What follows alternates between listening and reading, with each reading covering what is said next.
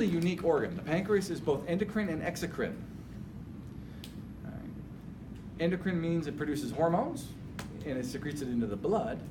Exocrine means it makes digestive juices and secretes that into the intestines.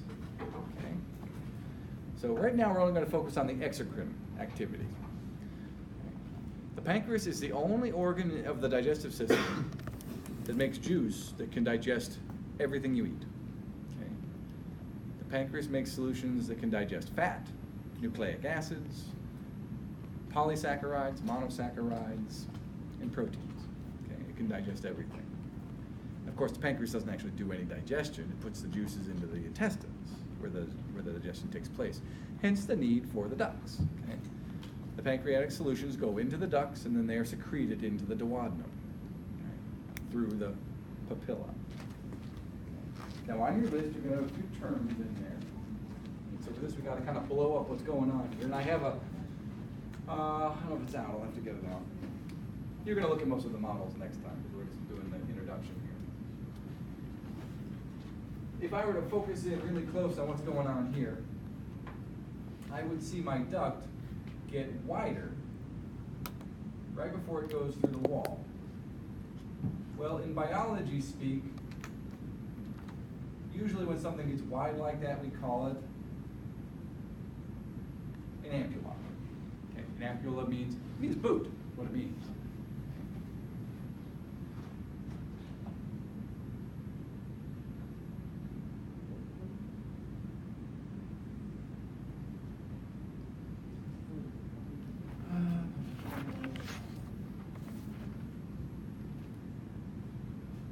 There's another sphincter in there.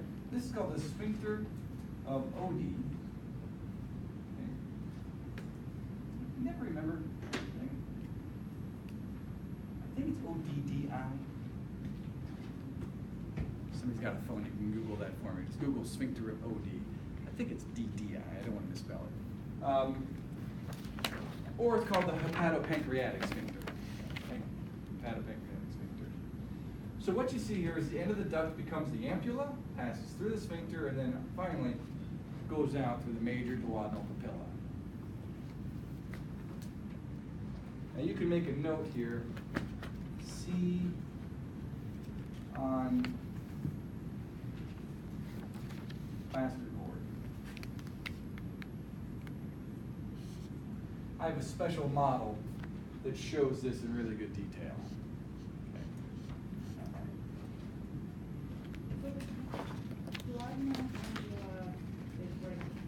So it's not a duodenal ampulla, it's the ampulla of the pancreatic duct. Pancreatic ampulla is the end of the pancreatic duct. As it passes through the wall of the duodenum, that's where you have the sphincter. The sphincter is actually in the wall of the duodenum. So on this model where it doesn't show that cut open, you can't see it. Go ahead. Where's the duodenal ampulla? Duodenal ampulla? Oh, is that what the list says? I don't see the pancreatic ampulla on the list. Yeah, Oh, see the, okay, then, There's a hepatopancreatic. yeah, okay, no, that's hepatopancreatic ampulla? That's the one I'm talking about. Okay. It says it's the same as the duodenum. Okay, Yeah. there you go. All right, that's now we're on the right. Yeah, that's this thing. It's all the same thing. Okay. I'll tell you why it's called the hepatopancreatic ampulla in a minute. Okay. But it's right before the papilla. Yeah. So what's going on here, guys, is we're going from the pancreas into the lumen of the duodenum. So we got to pass through the wall of the duodenum, right? Okay. So most of what we're talking about here is actually kind of just blended with the connective tissue of the duodenum wall. So if you put your finger in the pancreatic duct and were to follow it, okay, you get to the end of it, it would become much thicker and wider and muscular. That's the ampulla. The muscular layer in there is called the sphincter. Okay? And really, the only reason for going over this is the fact that that sphincter of Oddi must open to release the pancreatic contents into the duodenum. Right? Through the papilla. Yeah, the papilla is just the opening of the mound on the inside of the duodenum. Okay? So if that fails to open, you can't get your pancreatic juices and your biliary juices into the duodenum, and that is extremely painful. Right? That causes backup, and it's very, very painful. Okay, now, everybody pretty comfortable with the pancreas? Well, then we have to make this kind of a mess here. You ever see Bob Ross? You know who Bob Ross is for this So this is the point where Bob Ross would make a beautiful painting and then put a gigantic pine tree over the entire thing. Okay, and that's what I'm gonna do now. So, make this nice drawing, and then, what's that? And now we're gonna put in the liver. So I'll just put this gigantic behemoth thing over here. So we'll throw our liver in there. And the liver has this pouch down here on the bottom. It's not really the pouch, but it's not really the liver. It's the gallbladder. Older name for the gallbladder was the cholecyst. Nobody calls it the cholecyst anymore. But that does explain why if you have your gallbladder taken out, it's called a cholecystectomy. Okay? Not a gallbladderectomy. So here's your gallbladder. There's your liver. Okay? The liver is connected to the duodenum also. Okay? So you've got a very, very large right lobe and a pretty small left lobe of the liver. Okay?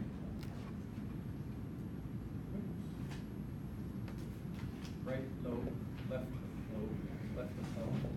You also have a quadrate lobe and a one that's a tail. That would be the caudal lobe, caudate lobe. I'll show you those on a different model because it's a little hard to see on here. These lobes have ducts that drain them. Okay? And they are imaginatively called the left hepatic duct and right hepatic duct. Very good. Okay. Well, they drain respectively the left and right lobes. They fuse to make a very short little duct, which is called the common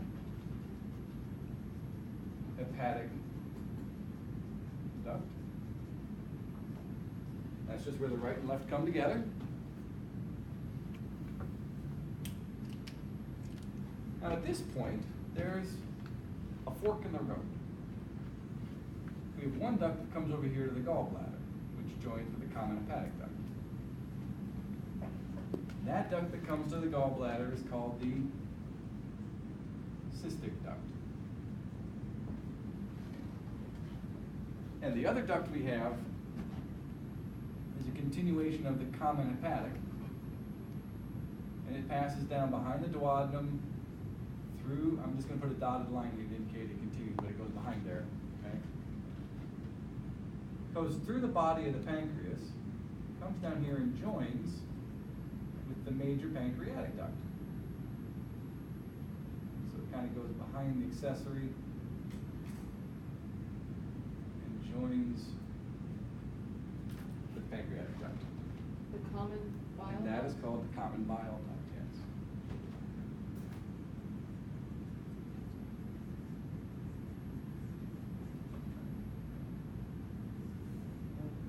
Common bile duct. Now that's what we call the biliary circuit. Biliary circuit. The whole thing. Yeah, all the ductwork is called the biliary circuit.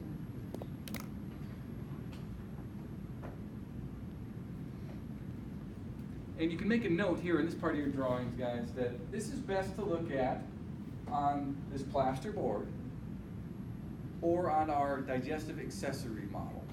Okay, so it's really not that evident on this torso guy, but you can definitely see it on our plaster board or our digestive accessory organs.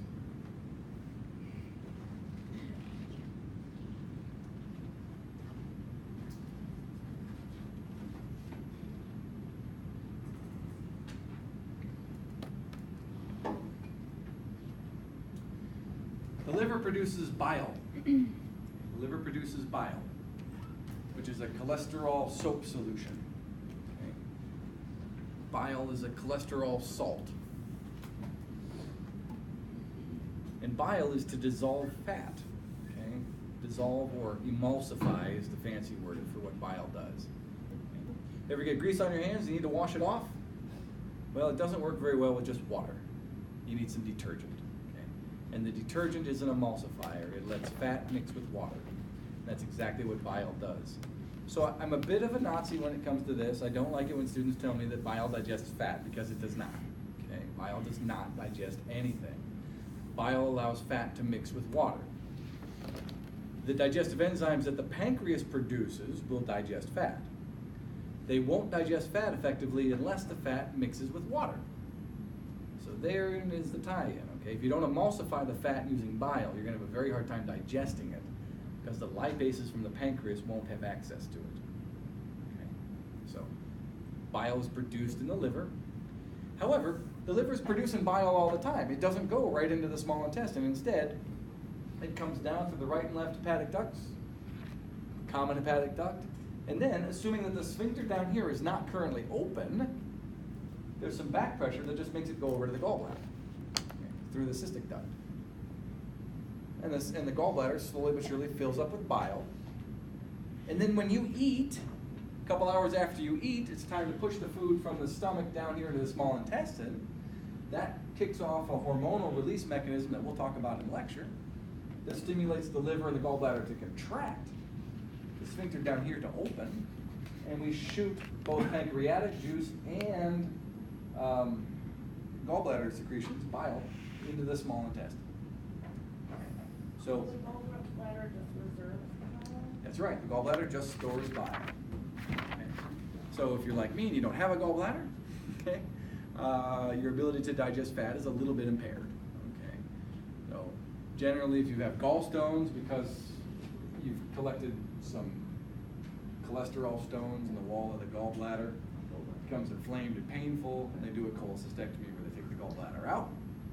They'll try to leave a portion of the cystic duct there. They'll kind of just put a ligature on it, and then this will dilate a little bit. So rather than being able to store, say, maybe 15 mils of bile, you can store maybe 1.5 to 2. Okay? And that means, you know, digesting a Big Mac is going to be a little bit of a challenge, but you can still digest fat. Bacon. Bacon Yeah. hurts. What's that? Bacon hurts. Eat bacon. Yeah, sausage, for me it's sausage. That's tough. Okay, so anyway, that pretty much covers what we need to up through the duodenum, okay? You follow the duodenum down, and now I'm not gonna draw it, guys, because it's pretty self-explanatory. You go through the 12 inches of the duodenum, the next thing you come to is that pouch of small intestine that you pulled out earlier, okay? The bulk of that small intestine there is the next part of the intestine. It's called the called the jejunum. And then if you're holding that pouch of small intestine that you took out, if you're holding it at the bottom, the little part that projects down, that's the ileum. Okay, so pick up the small intestines there and hold them so you think you're holding the ileum, so I can see what you're holding. Okay? Yes, yes, yes. Can't tell here yet. Okay. Just the small intestines. Just pick up the small intestines. Okay, Molly, yes. You're holding, yep, yes. You're holding the small intestine. You're holding the ileum. Ileum, yes. And ileum, yes. So you all got it. Okay, that's the ileum. The rest of that, the stuff that's the top part of the V, that's all jejunum. Okay? The function of the ileum and the jejunum is exactly the same. It's to do nutrient absorption. Okay? Most of the digestive juices, actually all the digestive juices, are delivered in the duodenum. And over the next 23 feet of small intestine, you do chemical digestion and absorption. And that's what the ileum and jejunum do. Okay? As far as lengths, your overall length of your small intestines is somewhere around 27 to 33 feet. Okay? 27 to 33 feet. The duodenum is usually right around 10 to 12 inches.